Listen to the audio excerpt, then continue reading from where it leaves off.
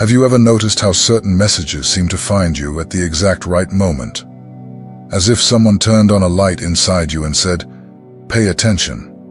If you are a chosen one, you know this feeling. It's not empty curiosity. It's a silent calling. Something within you senses that a greater purpose is approaching, asking for presence and courage. Many people live rushing, distracting themselves, trying to numb what they feel. You can't, because your perception is different. You feel the weight of the environment. You notice what isn't said, and you carry a kind of sensitivity that the world calls exaggeration. But that is in truth discernment. And when you try to ignore this, your body gives you signals: fatigue, confusion, restlessness. Today the subject may seem too simple to be spiritual, hair. But for many chosen ones, what has always been at stake was never appearance. It is identity. It is dignity. It is the way you see yourself when no one else is looking. It is the symbol of how much you honor yourself or abandon yourself. And when your identity weakens, your mission weakens along with it. This content is not meant to create fear or superstition. It is meant to remind you of something human and deep. Small acts of care can become great alignments, and what you treat as a detail may be connected to your sense of worth, your presence, and your strength. Not to impress others, but to become whole again. If you have been living a phase of fading, as if you were smaller than you truly are, maybe it's time to reclaim your crown.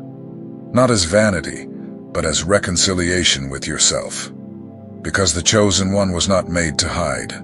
They were made to align and serve with truth. I am George, and here on this channel we speak directly to the chosen ones. Those who feel too much, see beyond, and are tired of living halfway. Follow the channel and walk with me, because what comes next may help you recover your identity with peace and steadiness. Chosen one, take a breath and pay calm attention. Not because I want to scare you, but because I want to wake you up. There are phases in life when we feel that something has shifted in the air, as if the sky had changed its tone. You can't quite explain it, but you feel it in your body. Restlessness, tightness in the chest, strange dreams, a sense that time is speeding up. And when that happens, many people try to distract themselves.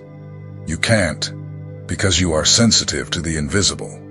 Maybe you spent a long time feeling dimmed. Not necessarily sad all the time, but tired on the inside. As if life had taken pieces of you in small doses. A cutting word, a cold look, a rejection without reason. The feeling of always trying to prove your worth. And the worst part is when you start to think this is normal. When you begin to call, "This is just how I am," something that is, in truth, accumulated wear. But there is a truth that needs to sink in. You were not born to disappear. You were not born to be background scenery. You were not born to live asking permission to exist. You may have been ignored by people, but that does not mean you were forgotten by God. And when we talk about a calling, it is not a religious title. It is an inner direction.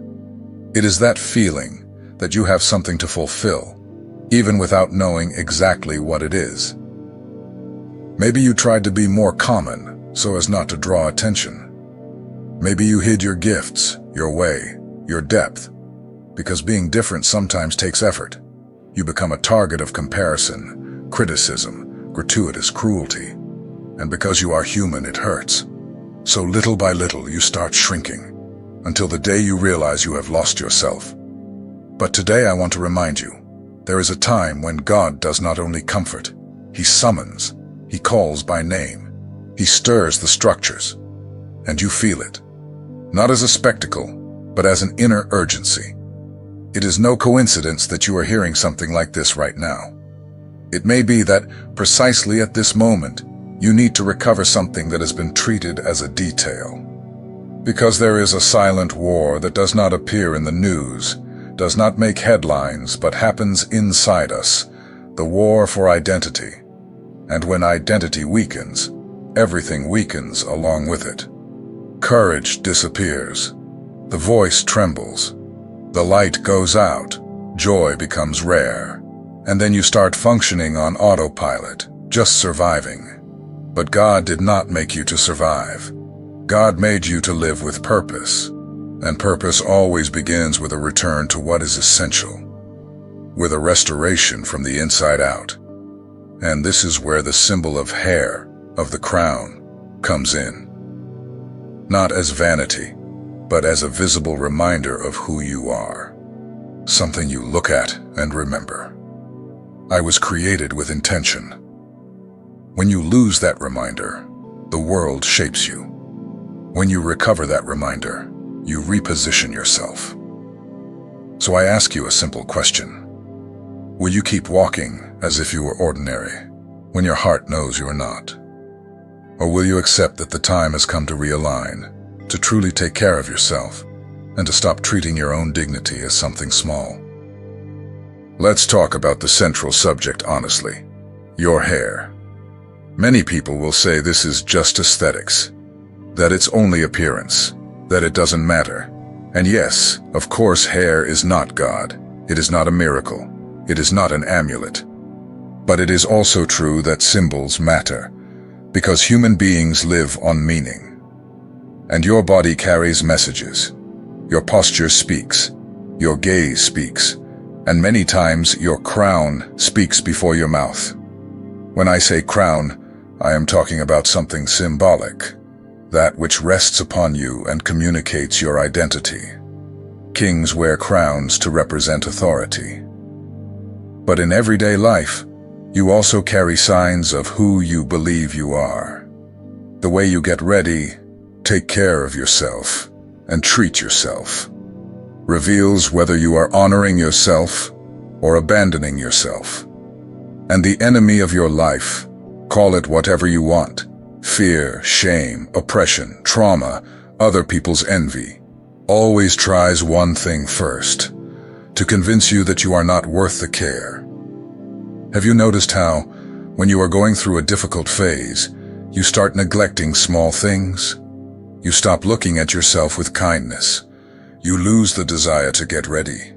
You begin to treat yourself with a whatever. Not because you are lazy, but because your heart is tired. And then the body becomes a reflection of that fatigue. It's not vanity. It's a sign. For many chosen ones, hair becomes a stage for emotional conflict. You look and criticize. You compare. You curse it. You say it is bad, difficult, ugly, awkward. And without realizing it, you are repeating words that did not come from God. They came from wounds. They came from patterns. They came from people who tried to diminish you from an early age. If you have ever entered heavy environments and left feeling drained, maybe you understand this. The world throws things at us: looks, comparisons, envy, competition. And those who are sensitive absorb more. Hair is your symbol of the front line of your presence, that which touches the world first. That is why when you neglect yourself, it is as if you lower your guard, not to live with paranoia, but with awareness. You do not need to fear the world. You need to be aligned. And alignment begins with recognizing this. You are not common. You were created with purpose. And when you treat your crown like trash, you begin to treat your destiny the same way. When you treat your crown with reverence, you remember heaven. The most dangerous attack is almost never loud. It is repetitive and discreet. It comes in small doses until it becomes normal. And what most destroys a chosen one is not necessarily a great tragedy. Many times, it is the sum of microaggressions, devaluation, toxic environments, and people who smile to your face but compete behind your back. Have you ever felt like you enter a place whole and leave smaller, as if something had been drained? You didn't fight with anyone. Nothing serious happened. But you return home with a strange weight. This is not fussiness. It is sensitivity. It is perception. And when you experience this many times, you begin to try to protect yourself in the wrong way, shrinking, dimming yourself, avoiding expression. The strategy of wear is simple. If I tire you enough, I make you give up on yourself.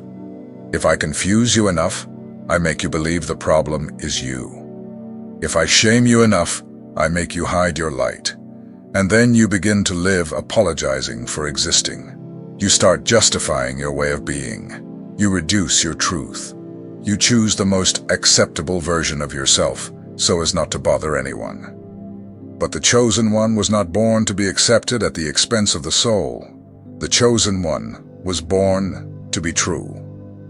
And truth has a cost. The cost is that not everyone will like it. But the benefit is that you do not lose yourself.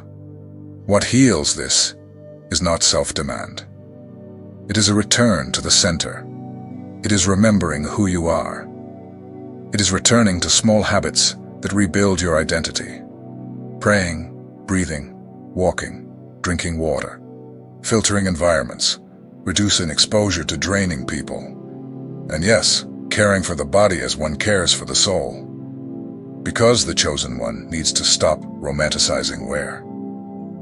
Fatigue is not a medal. Fatigue can be an alert.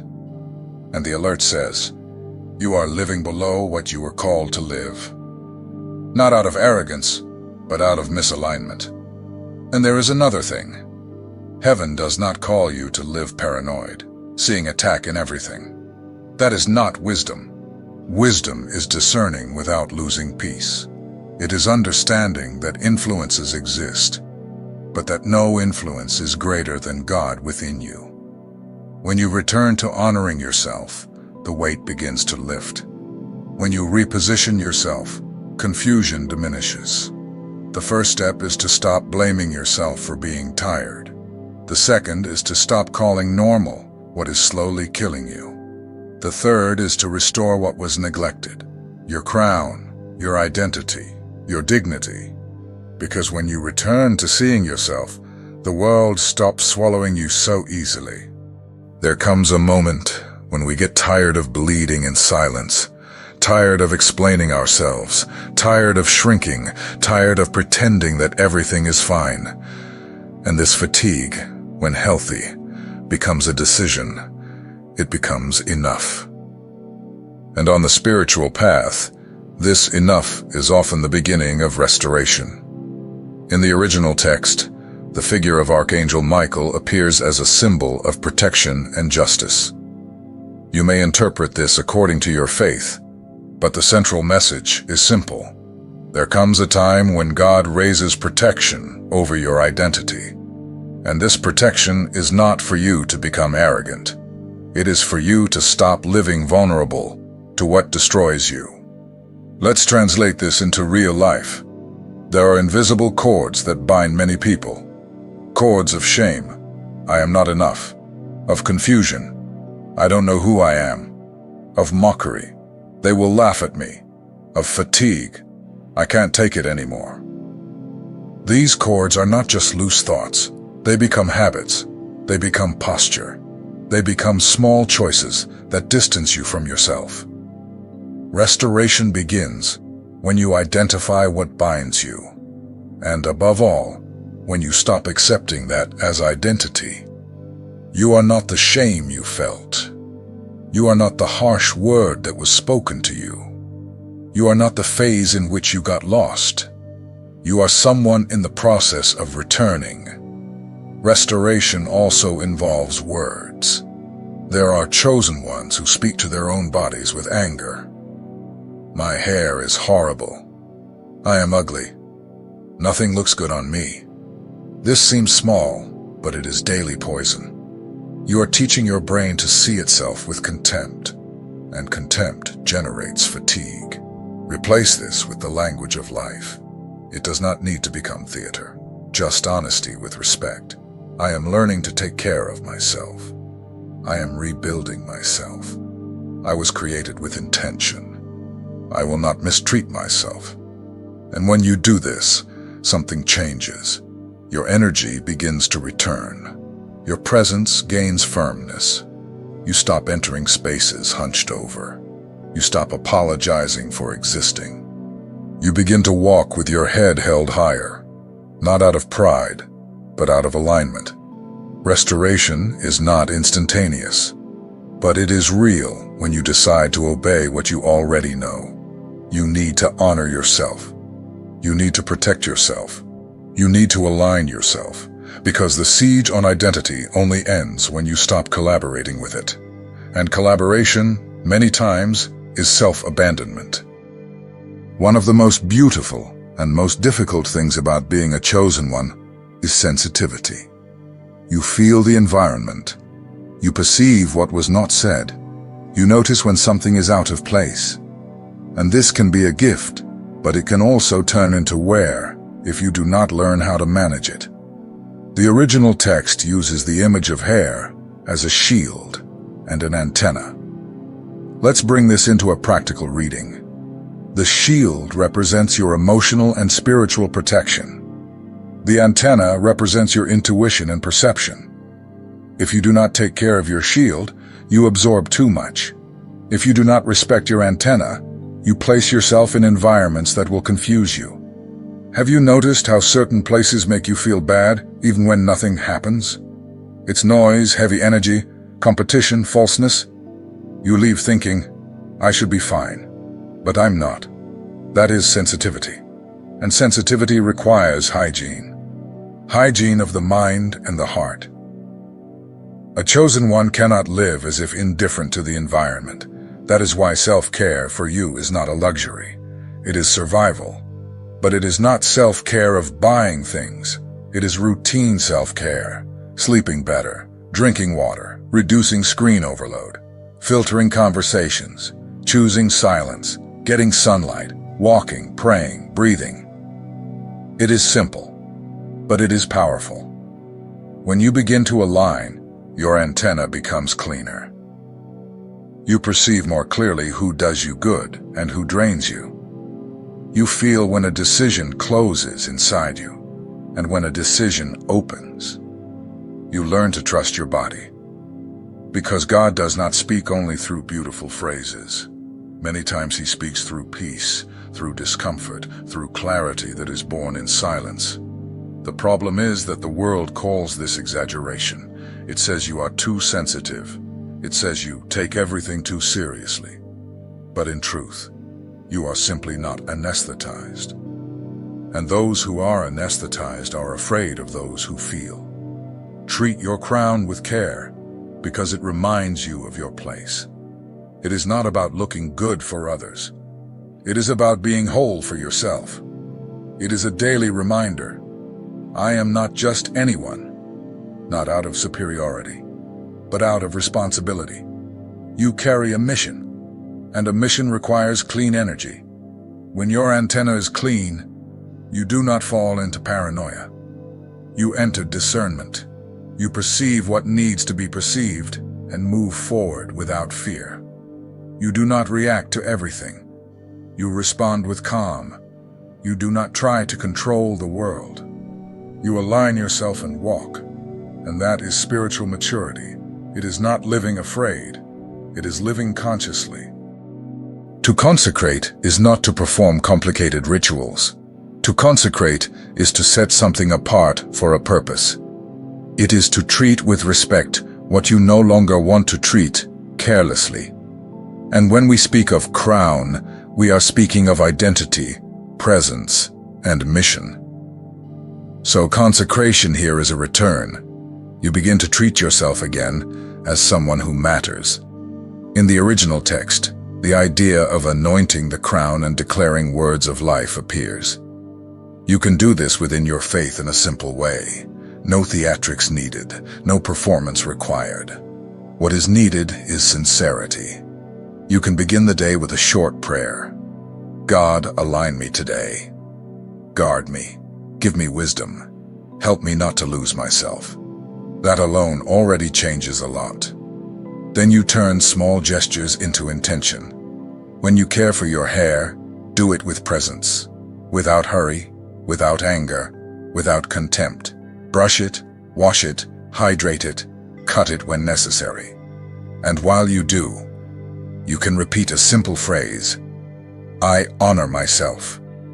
I receive my identity. I do not accept shame as a home. It is simple, but it educates your heart.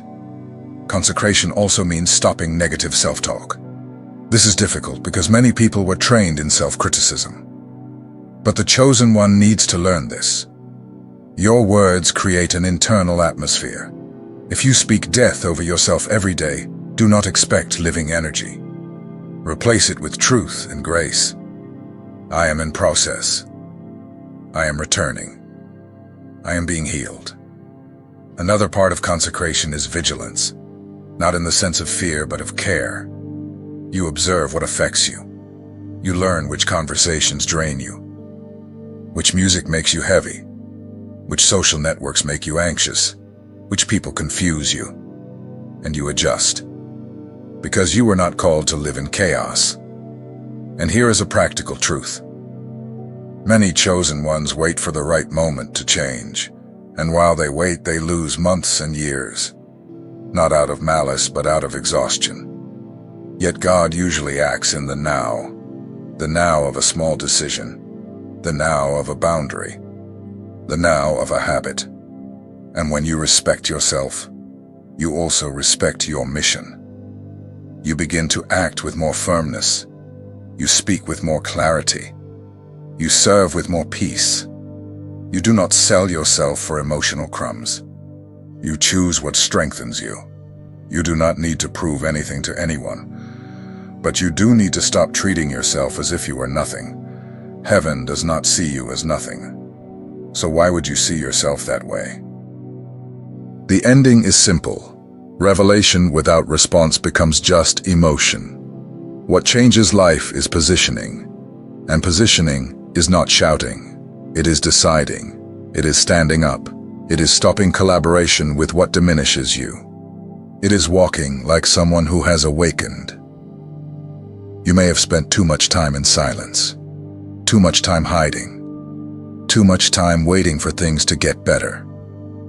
But the truth is that life changes when you take your place. And taking your place is not becoming hard, it is becoming whole. If you are a chosen one, you already know you carry something different. You perceive more, you feel more, you discern more. And that frightens those who live on the surface. But now you no longer need to shrink to fit. You need to align yourself in order to serve.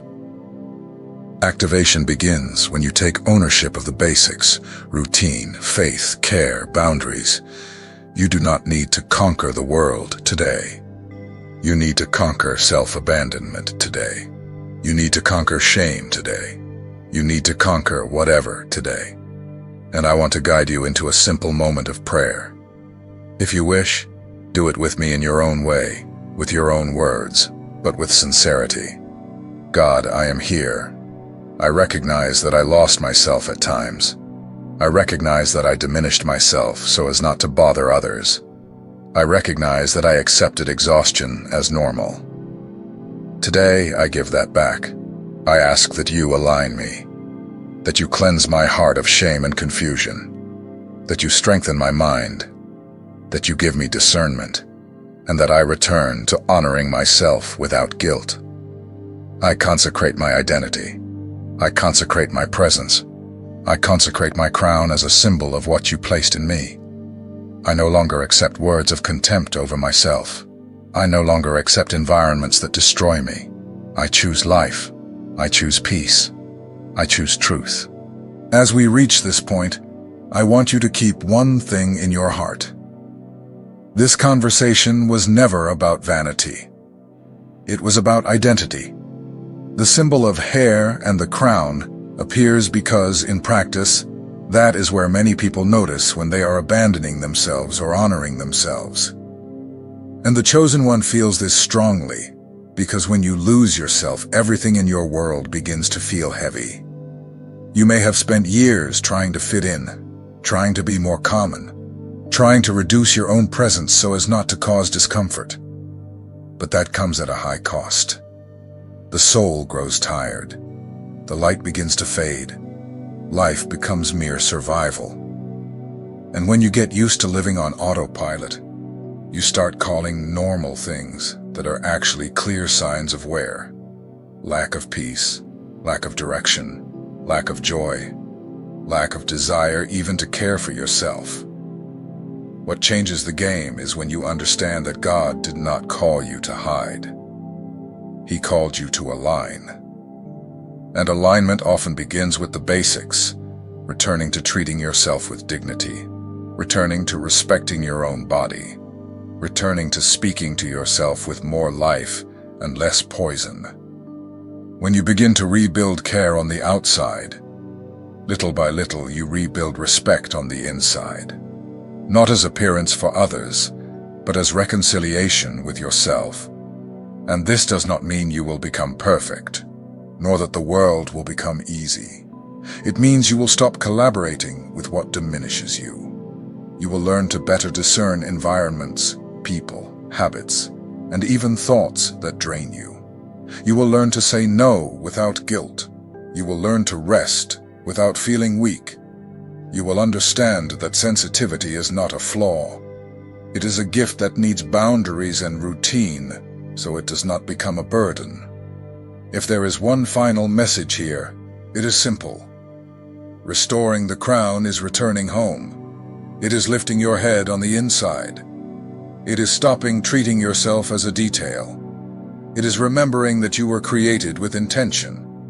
And when you remember that, you begin to walk differently.